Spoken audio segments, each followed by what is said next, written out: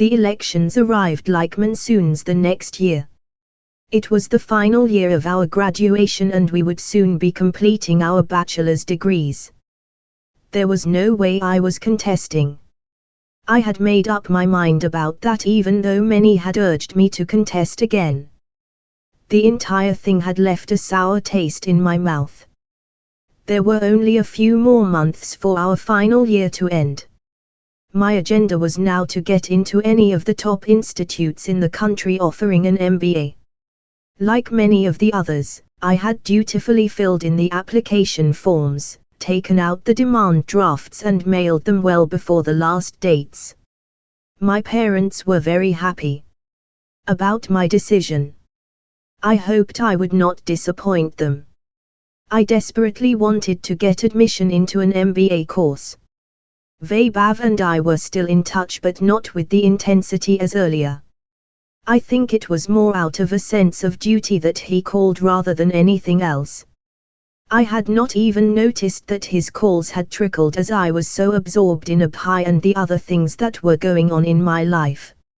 I think the love I had for him was replaced by a kind of fond affection. Honestly, it did not matter to me anymore whether he called or not. It seemed as though Abhay and I had been through so much together and somewhere along the way, Vaibhav had been left far behind. Charu had decided that she would pursue chartered accountancy and join her father's firm. The rest of us had no such options and the entrance tests were what we had to concentrate on.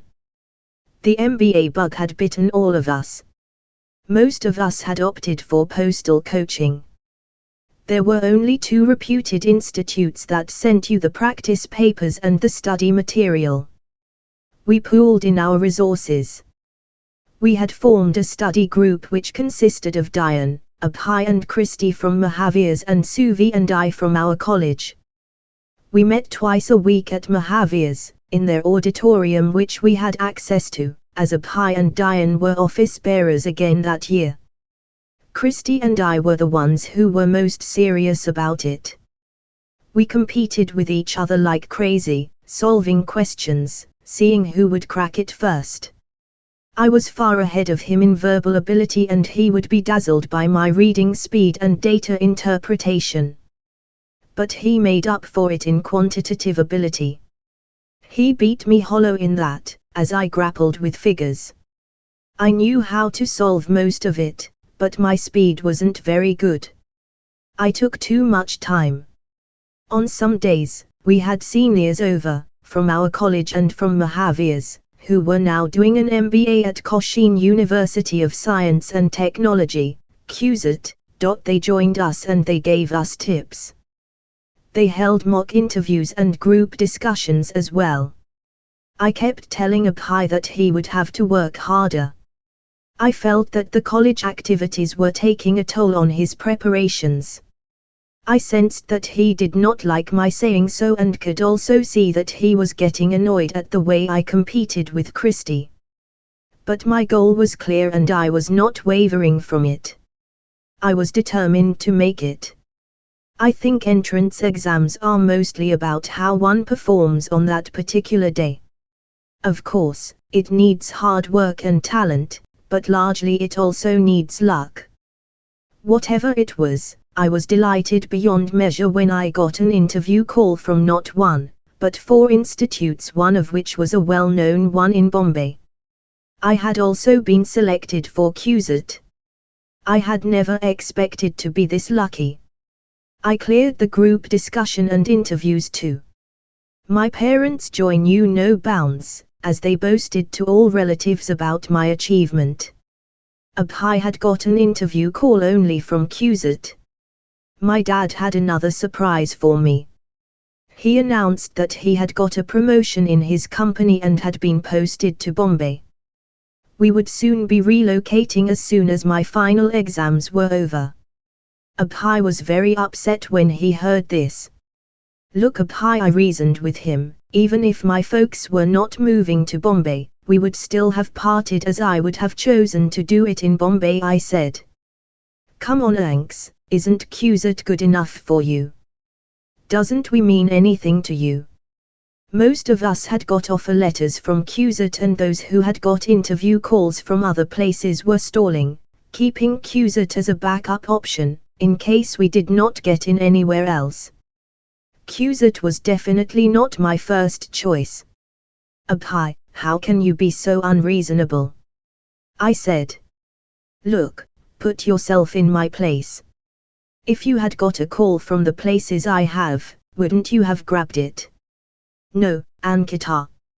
I would still have gone to the place where both of us can study together. That is how much you mean to me, he said simply. I did not know what to answer, as I knew he meant it too. But the thing was, he had not made it. I had. He was such an emotional fool. This was an opportunity of a lifetime for me. How could I just chuck it up for something which I presumed was love? How foolish was that? I was not getting swayed. Abhay felt I was being hard-hearted. I felt I was being practical and rational. Look, I had told you to study hard. If you had, you would have made it, I said. It came out more accusingly than I intended. Yes. It is easy for you to say now, Miss Bombay. You know what, pride has gone to your head, he said caustically. I was taken aback. I said no more and walked away. Don't get angry with me, he called out. I am the only one who dares to tell you the truth. The others just suck up to you. Think about it. I was fuming. How dare he speak to me like that? He called out to me to wait, but I was in no mood to listen to him. Later I thought about what Abhay had said. I concluded he was frustrated and jealous as he had not made it. How could he ask me to give up my dream? How could he ask me to give up something I had worked so hard for, just so I could be with him? QZet did not look appealing at all. In the dazzle and glamour of Bombay, what chances did it have? I did not feel any regret about leaving my friends behind. Bombay beckoned and I was more than ready to